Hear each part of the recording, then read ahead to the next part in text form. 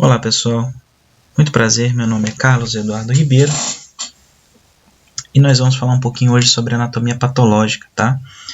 É um tema que durante a carreira e quando eu precisei estudar essa matéria, eu observei que tem muito pouco conteúdo de qualidade no YouTube e os que tem são bem confusos, né? Então eu decidi, fazer esse material, espero que seja útil para vocês, né? Apesar de ser um material muito simples, mas o conteúdo é muito bom e eu creio que vai ser muito interessante para abrir a mente de vocês com relação a essa matéria, tá? O livro que nós iremos usar é o Robbins, tá? E a gente vai tentar seguir mais ou menos o cronograma do Robbins. Assim fica mais fácil de vocês estudarem depois e aí nós teremos um padrão de desenvolvimento da matéria, tudo bem? Vamos lá. O primeiro tema que nós vamos discutir, seguindo como base o Robbins, seria a resposta celular frente a estímulos nocivos. Tudo bem? Então vamos lá. Os estágios da resposta celular frente ao estresse e estímulos nocivos. Primeiro nós temos que entender que a nossa célula normal ela está em equilíbrio homeostático. Normalmente a sua célula que desempenha suas funções normais está em equilíbrio homeostático. Porém, sabemos que isso no organismo é pouco comum, é difícil, que todas as células do nosso organismo estejam em homeostase. Por quê? Nós estamos constantemente recebendo distintos estímulos, que podem ser desde um estresse, que vai desencadear um processo adaptativo celular, desde um estímulo nocivo, que pode ser desencadeado tanto por micro-organismos, agentes físicos, químicos, e microbiológicos, que podem culminar com uma lesão celular. Esses estímulos nocivos vão culminar com uma lesão celular. Dependendo da lesão, se for uma lesão leve ou transitória, ela pode ser irreversível. Uma vez que eu consigo anular esse estímulo nocivo, a célula volta a seu equilíbrio homeostático.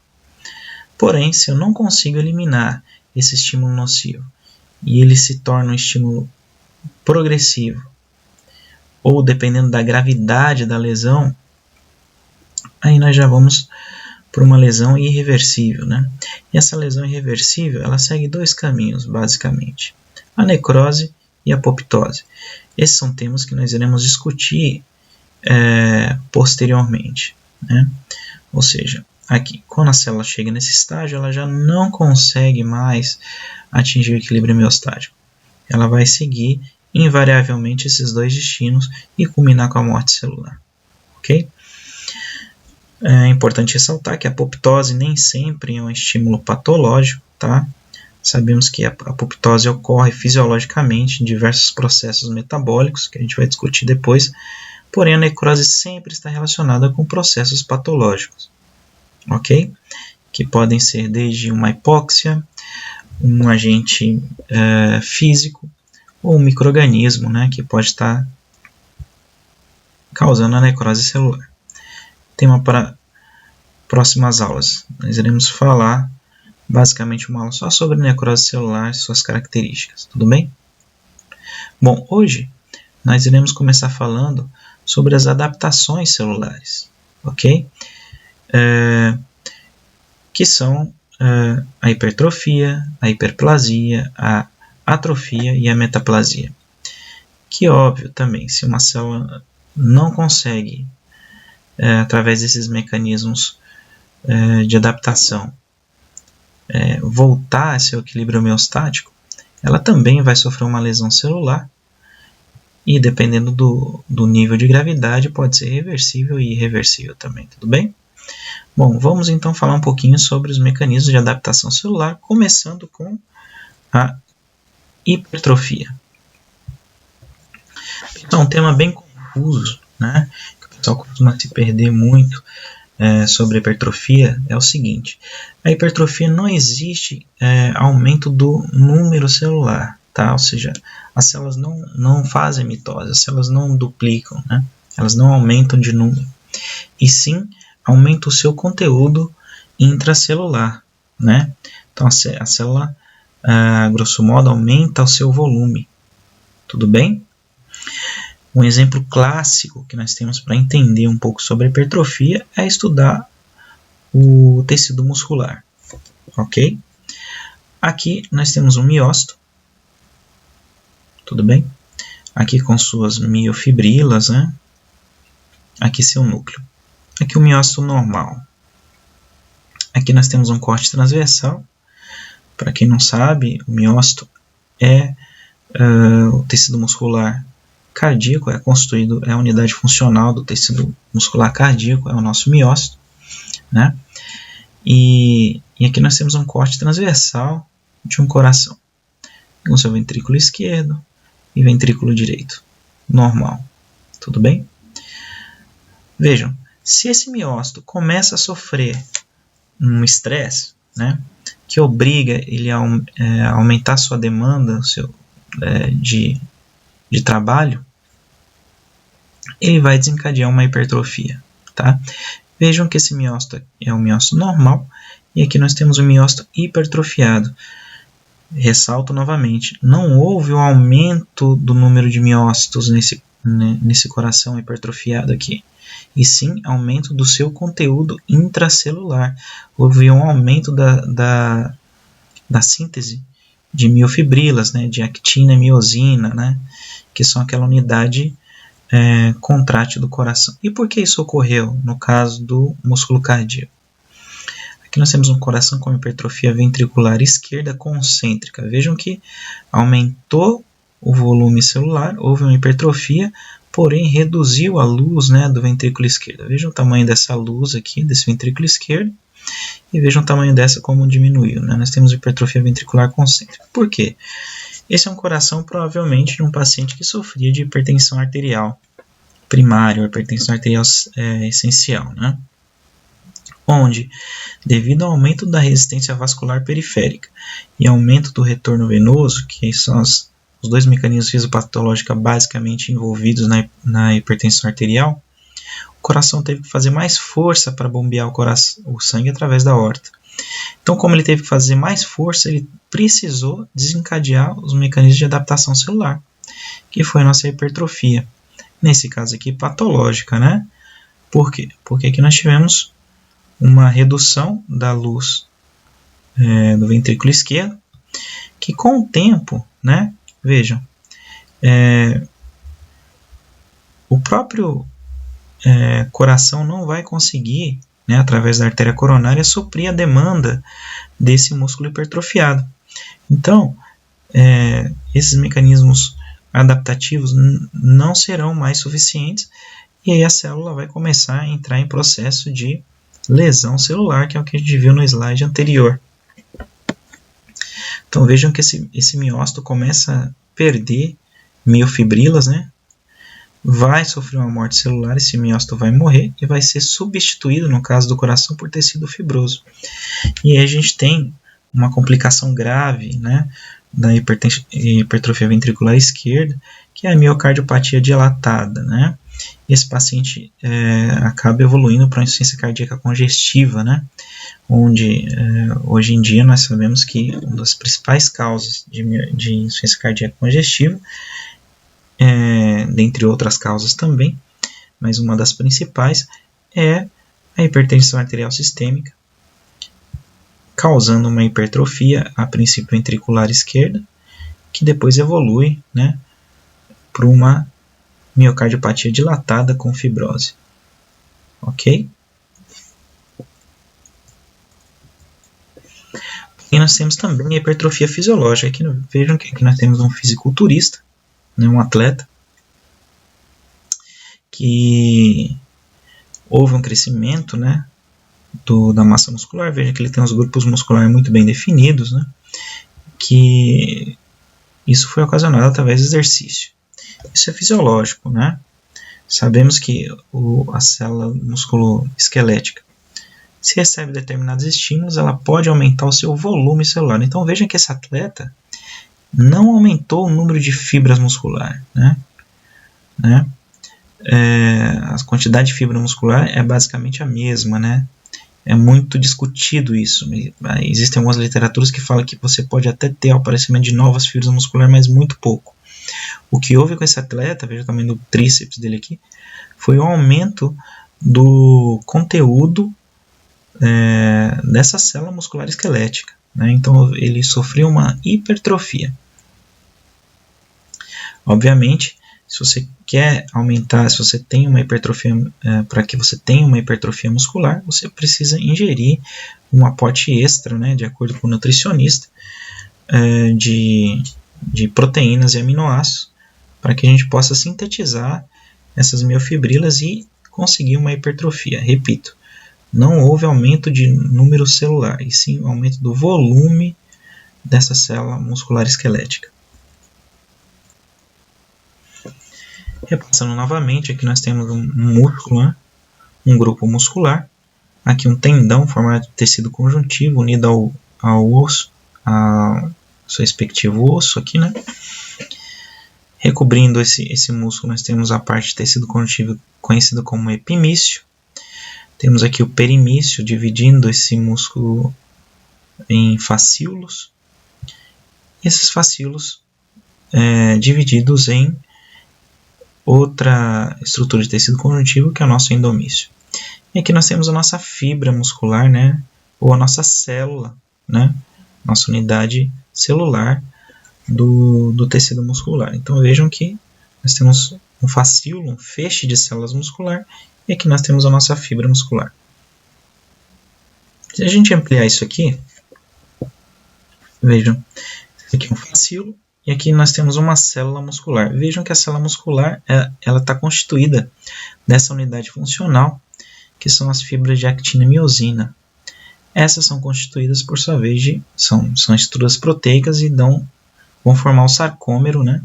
Que é essa estrutura aqui, que é a unidade contrátil do músculo. Então veja que a célula muscular é a mesma.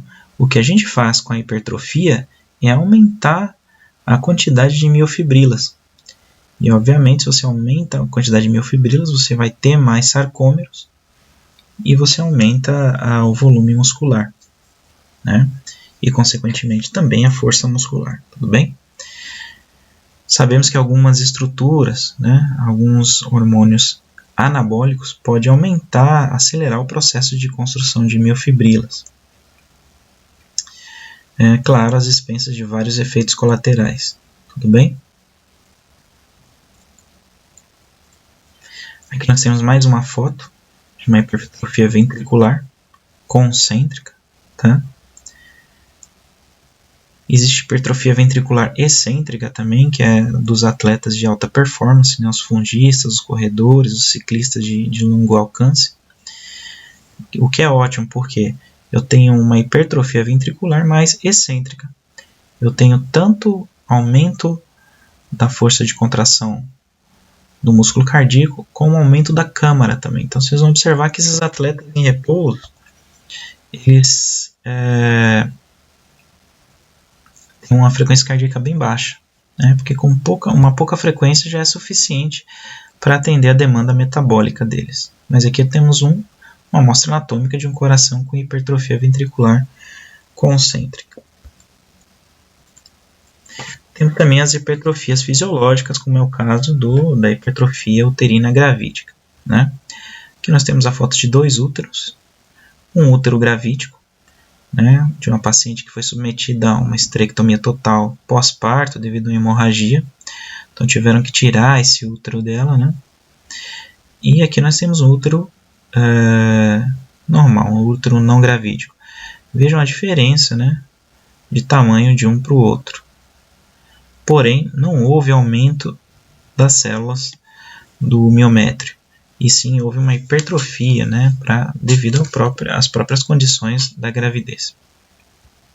Aqui no corte histológico fica bem clara essa diferença. Observem que aqui nesse corte nós temos vários núcleos celulares de miócitos, né, fusiformes, e células pequenas. Agora vejam o corte histológico desse útero hipertrofiado. Vejam como nós temos um conteúdo celular bem abundante, né? Muita actina, muita miosina. Vejam como os núcleos estão mais afastados, né? Como são grandes essas células.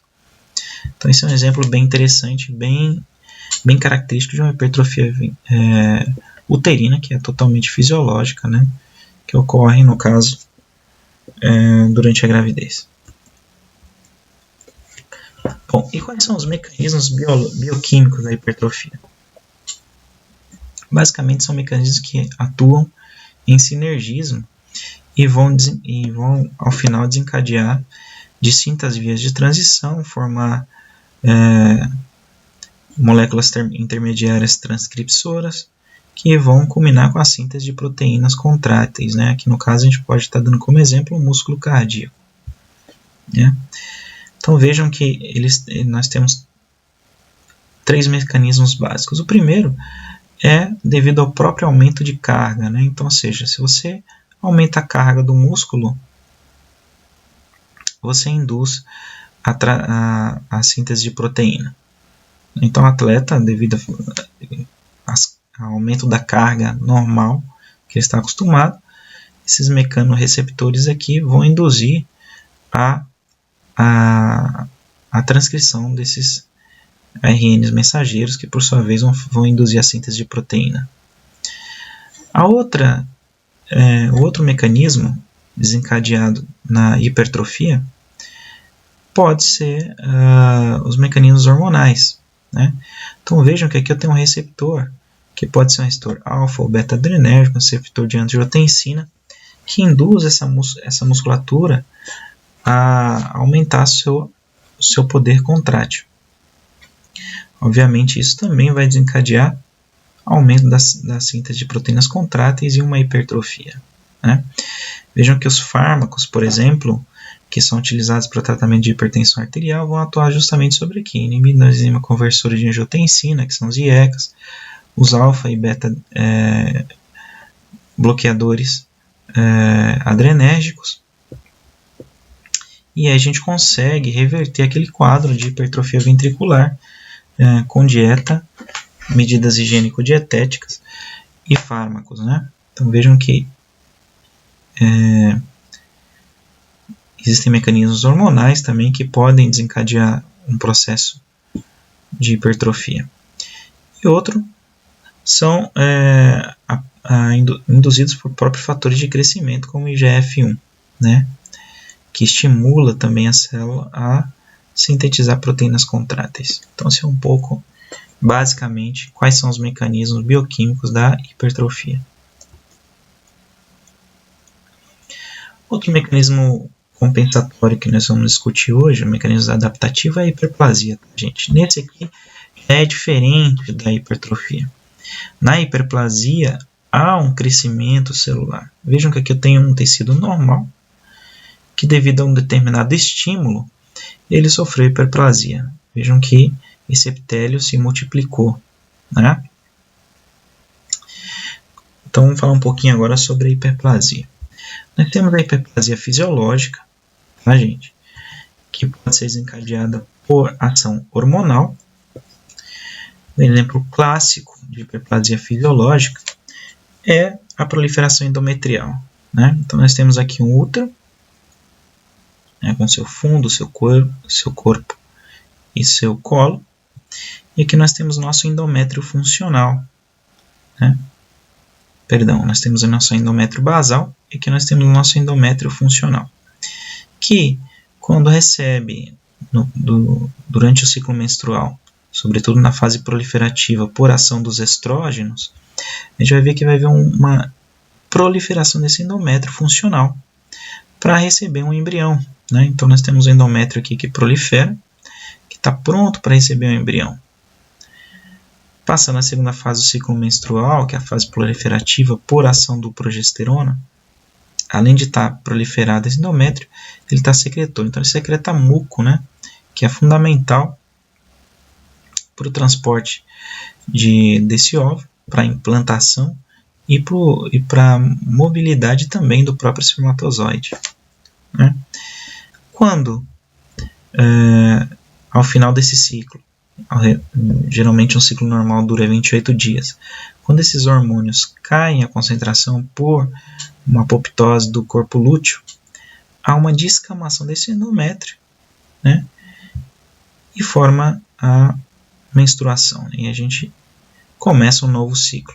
Então isso aqui é uma hiperplasia totalmente fisiológica mediada por hormônios, nesse caso, estrogênios e progesterona. Tudo bem? Outro caso de hiperplasia é a hiperplasia compensadora, né? Outro exemplo de hiperplasia fisiológica é a hiperplasia compensadora, ou seja, que o tecido começa a proliferar seus elementos celulares para compensar uma perda. No caso aqui, por exemplo, o fígado. Sabemos que o fígado você pode ressecar distintos lóbulos dele, doar para um terceiro paciente, e o fígado pode se regenerar totalmente, graças a esses mecanismos de hiperplasia fisiológica compensadora. Tem até aquele conto de mitologia grega, né, do Prometeus, que dizia que ele havia roubado o fogo dos deuses. Então, como castigo, eles amarraram Prometeus numa montanha, e todos os dias a águia ia lá e comia o fígado dele, e depois em 24 horas ele se regenerava. Então, os antigos já sabiam dessa capacidade de hiperplasia fisiológica que tinha o fígado, né?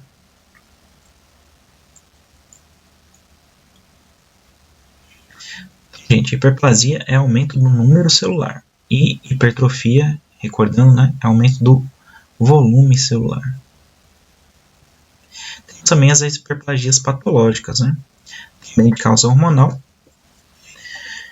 Um exemplo mais interessante seria a hiperplasia prostática benigna. Aqui nós temos uma bexiga, né? Uma uretra vesical e a uretra prostática. Devido a vários fatores, a gente vai discutir no futuro também, né, a parte de neoplasias. Mas fatores como idade, fatores genéticos e induzido por hormônios, no caso aqui os andrógenos, existe uma hiperplasia prostática que é benigna, né? Não é uma neoplasia maligna a princípio. Apesar que sabemos que as hiperplasias são terreno fértil para metaplasias, displasias e neoplasias, né? Inclusive maligna. Porém, a hiperplasia prostática benigna a princípio é uma neoplasia benigna.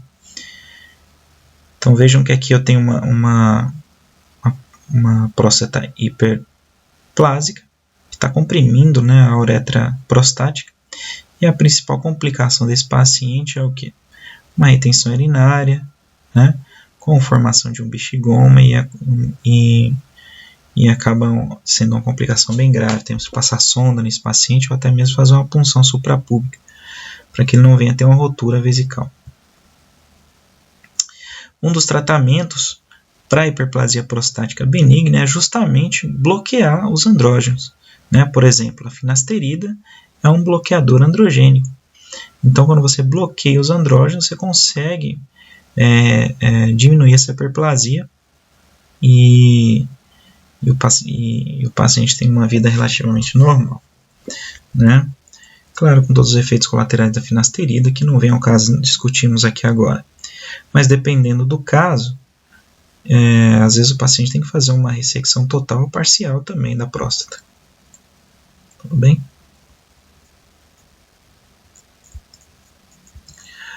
Outra hiperplasia patológica são hiperplasias induzidas por fatores de crescimento. Por exemplo, aqui eu tenho um tecido epitelial infectado pelo papilomavírus, né, o HPV.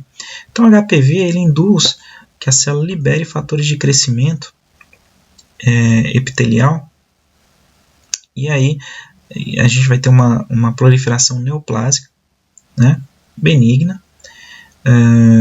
No caso, se for na pele, né, nós chamamos de verruga ou vegetação, e nos órgãos sexuais chamamos de condiloma, né? Então, condiloma nada mais é do que uma hiperplasia patológica induzida por vírus, né?